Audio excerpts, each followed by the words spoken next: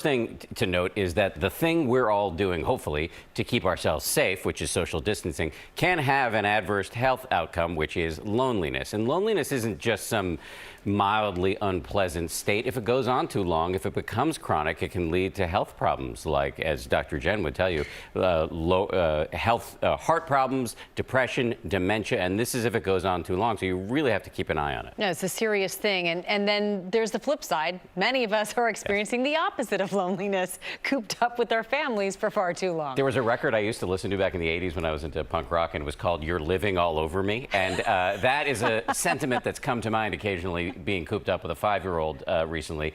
But the truth is, actually, you don't have to be alone to be loneliness. Loneliness is a subjective state, not an objective state, and it really has to do with the quality of your relationships, not only to other people, but to yourself. And really, that's the key variable. That is so true. So what do you do if you're feeling lonely? Okay, so you got to work on the quality of your relationships. Just say you're cooped up alone or with people with whom you don't feel comfortable.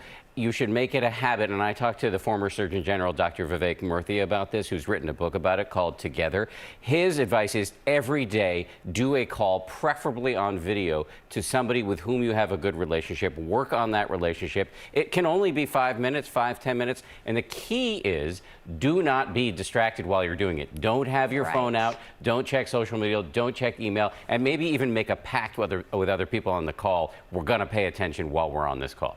Makes a lot of sense. The other thing you say to do is acts of service. Yes. Well, see, the thing about loneliness is it throws you into a threat state where we're evolutionarily wired to feel under threat when we're alone. So we're going to focus on ourselves. The way to break yourself out of that threat state is to focus on other people. It reminds you of your value, and it connects you to other people, and that can be an incredibly helpful thing. It certainly can. I always say the same thing to my kids, and it makes a big difference. And the final tip, it leads from there, is just to know that you're not alone. We had a big loneliness problem in this country before COVID-19. Social distancing has put it on steroids. It's very easy to feel like everybody else is living their best life. If you look at social media, everybody's posting happy pictures. But the truth of the matter is loneliness already was a huge problem, and it's a huge problem now. And there's so much shame around it because loneliness tells you the lie that it's your fault, that you're unlovable.